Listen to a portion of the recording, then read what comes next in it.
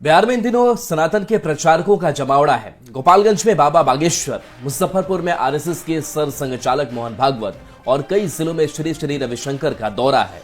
अब इन दौरों पर सियासत भी खूब हो रही है। खासकर पंडित धीरेन्द्र शास्त्री के हिंदू राष्ट्र वाले बयान पर विपक्ष पंडित धीरेन्द्र शास्त्री के बहाने बीजेपी पर निशाना साध रहा है, तो बीजेपी भी जवाब देने में कहां पीछे रहने वाली थी। लिहाजा फागुन के महीने में होली से ठीक पहले हिजाओं में सियासी रंग खूब घुल रहा है। ये रिपोर्ट देखिए। एक बात हृदय से बोल रहे, हिंदू राष्ट्र की आवाज कहीं से अगर उठेगी तो सबसे ज्यादा बिहार से ही पहले उठेगी। ये है सनातन की त्रिमूर्ति, पंडित धीरेन्द्र कृष्ण शास्त्री कथावाचक, श्री श्री रविशंकर आध्यात्मिक गुरु, मोहन भागवत आरएसएस सरसंघ चालक। ये तीनों बिहार दौरे पर हैं और चुनावी साल वाले बिहार में इनके दौरे की चर्चा तेज है और सबसे ज्यादा चर्चाओं में है कथावाचक पंडित धीरेन्द्र कृष्ण शास्त्री, जिन्होंने हिंदू राष्ट्र की हुंकार क्या भरी बिहार की फिजाओं में सियासी उबाल आ गया। आरजेडी विधायक मुकेश रोशन ने पंडित धीरेन्द्र शास्त्री पर बिहार का माहौल खराब करने का आरोप लगा दिया, तो बीजेपी विधायक हरिभूषण ठाकुर बचौल समर्थन में उतर आए। बिहार जो है एकता भाईचारा का संदेश देने का काम करता है।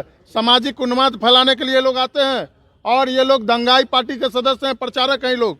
और जब जब बिहार आते हैं तो ये लोग जातीय उन्माद फैलाने का काम करते हैं, एकता भाईचारा को भंग करने का काम करते हैं। लोकसभा चुनाव से पहले भी आए थे, फिर विधानसभा चुनाव आ गया तो इनको बिहार का याद आ गया। ये लोग का फ्लाइट सीधे बिहार की तरफ अब रुक करेगा, देखते जाइए।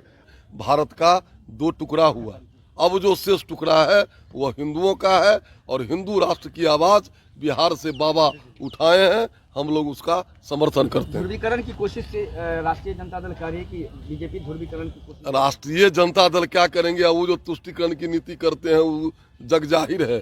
मुस्लिमों को वोट प्राप्त करने के लिए किसी कुकर्म तक राजद जा सकती है। देश में राज कर रहे हैं यानी मोदी बाबा, तो बाबाओं का झुंड उनके पास है।